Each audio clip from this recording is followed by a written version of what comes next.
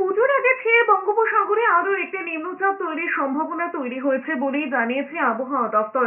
আগামী দুদিনের মধ্যে নিম্নচাপ তৈরি হয়ে দক্ষিণবঙ্গে বৃষ্টি শুরু হতে পারে। পুজোর মুখে নতুন করে নিম্নচাপ নিয়ে উদ্বেগ বাড়ছে রাজ্যবাসীর।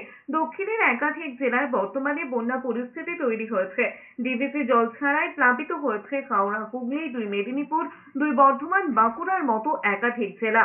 আরো বৃষ্টি হলে পরিস্থিতির অবনতি হবে বলে আশঙ্কা করা হচ্ছে।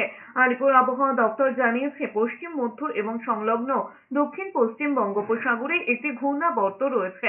আগামী কয়েক ঘন্টায় তা উত্তর পশ্চিম দিকে সরবে।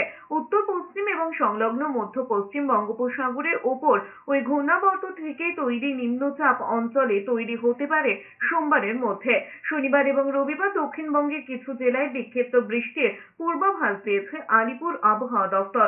উত্তর চব্বিশ পরগনা, দক্ষিণ চব্বিশ পরগনা, পূর্ব মেদিনীপুর, পশ্চিম মেদিনীপুর এবং ঝাড়গ্রামে শনিবার বজ্রবিদ্যুৎ সহ বিক্ষিপ্ত বৃষ্টি হতে পারে। রবিবার একই পূর্বাভাস রয়েছে দুই মেদিনীপুর, দক্ষিণ চব্বিশ পরগনা ছাড়াও বাঁকুড়া, পূর্ব বর্ধমান এবং পশ্চিম বর্ধমানে। দক্ষিণের বাকি জেলাগুলিতে আপাতত আবহাওয়া সংক্রান্ত কোনো সতর্কতা জারি করা হয়নি। উত্তরবঙ্গের ক্ষেত্রে সব জেলাতে হালকা বৃষ্টির সম্ভাবনা রয়েছে, তবে কোনো সতর্কতা জারি করেনি হাওয়া অফিস।